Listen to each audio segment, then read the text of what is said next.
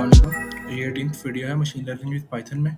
इस वीडियो में हम जो बेसिक टर्मिनोलॉजीज़ हैं और कॉन्सेप्ट है मशीन लर्निंग का वो गो थ्रू करेंगे।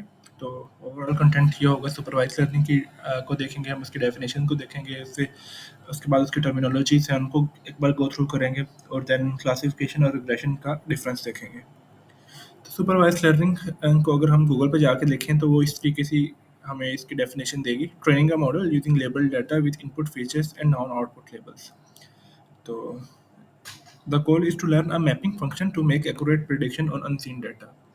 तो ये पहले इसके डिफाइन कर रहा है कि हम अगर किसी भी डाटा सेट में इनपुट फीचर्स और आउटपुट लेबल्स हमें नाउन हो, उसके तहत अगर हम उस मॉडल को ट्रेन करें तो वो सुपरवाइज लर्निंग में आएगा। अब इसमें इनपुट फीचर्स क्या है और आउटपुट लेबल्स क्या है, इसको देखने के लिए हम एक डाटा सेट ले लेते हैं। ये टिप्स का डाटा सेट है जो हमने पिछले वीडियोस में पाइथन में प्री प्रोसेसिंग में यूज़ किया है।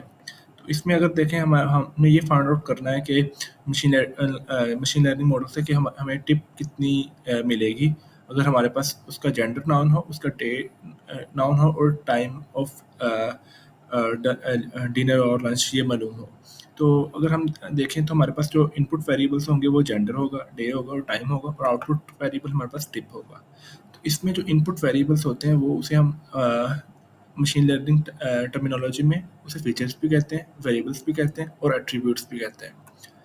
अगर हम अब प्रीवियस देखें, training a model using label data with input features. अगर हमें ये इनपुट फीचर्स का पता होगा, इसके अकॉर्डिंगली हम अगर अपना मॉडल ट्रेन करेंगे। And noun output labels. Output labels क्या है, हमारे पास जो आउटपुट वेरिएबल है, टारगेट है, लेबल है, इसे हम मशीन लर्निंग में लेबल और टारगेट भी कहते हैं। तो अगर हमें उसके इनपुट फीचर्स और आउटपुट लेबल्स का पता है, इनपुट्स का पता है और टारगेट्स का पता है, तो उसके अकॉर्डिंगली अगर हम अपना मॉडल ट्रेन करेंगे तो वो सुपरवाइज लर्निंग में आएगा। अब नेक्स्ट है, the goal is to learn a mapping function to make accurate predictions on unseen data. इसमें गोल यही होता है कि हमने जो डाटा सेट है उसके अगर डाटा सेट से तो हमने ट्रेन कर लिया मॉडल, अगर उसके कोई सेपरेट भी उसके अलावा भी डाटा आ जाए तो हम उसको भी एक्यूरेटली प्रेडिक्ट कर सकें। अब नॉर्मली हम क्या करते हैं, अपना जो है मॉडल उसको वैलिडेट करने के लिए हम सारा डाटा जो है वो ट्रेनिंग के लिए यूज़ नहीं करते, बल्कि उसमें से कुछ एक सबसेट निकाल लेते हैं जिसको हम टेस्टिंग के लिए भी यूज़ करते हैं। तो अगर ये हमारे पास ट्रेनिंग डाटा हम इतना ले रहे हैं तो उसका कोई 30% टोटल डाटा का हम टेस्टिंग के लिए नॉर्मली रख लेते होते हैं। तो होता क्या है कि हमारा टोटल डाटा सेट है उसे हमने 70-30 की रेशो से डिवाइड कर लिया है। 70% को हमने यूज़ कर लिया ट्रेनिंग के लिए और 30% को हमने यूज़ कर लिया वैलिडेशन के लिए।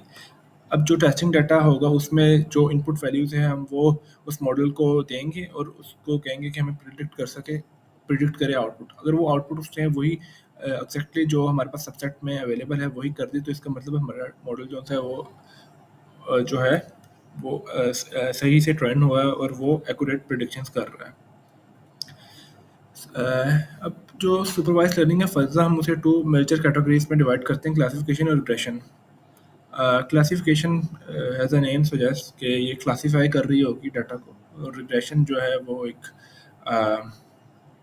रिग्रेशन जो है वो उसे एक रैंडम वेरिएबल के तौर पे उसे प्रेडिक्ट कर रही होगी। तो अगर क्लासिफिकेशन का फर्दर देखें तो distribute data between various classes subsets.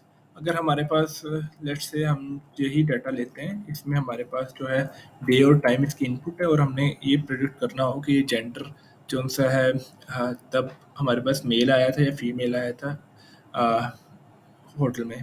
तो ये हमारे पास क्लासिफिकेशन की एग्जांपल होगी, क्योंकि इसमें हमारे पास जो आउटपुट वेरिएबल है वो हम उसे क्लासीफाई कर सकते हैं। वो कंटिन्यूस नहीं है, वो या मेल होगा या फीमेल होगा।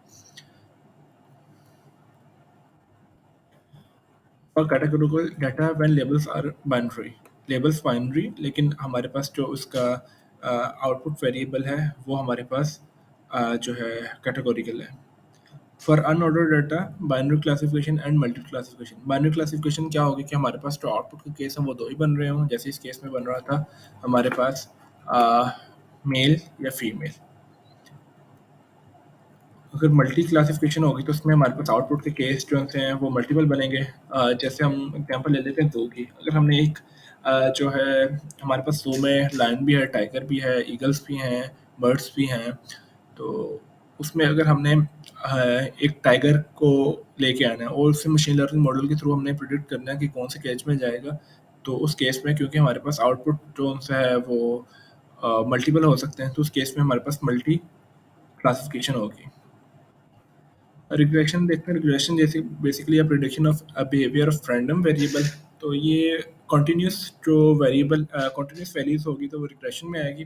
अगर हम इसका एग्जांपल लें तो हमारे पास आज तो क्रिप्टो का तकरीबन हर किसी को ही पता है। क्रिप्टो की वैल्यूज को प्रिडिक्ट करना हो तो हम वो रिग्रेशन एनालिसिस के थ्रू कर सकते हैं। एक शॉर्ट सी वीडियो थी जिसमें हमने बेसिक टर्मिनोलॉजीज को देखा है मशीन लर्निंग की। फर्दर हम नेक्स्ट वीडियोस में इसके एल्गोरिथम्स को भी देखेंगे।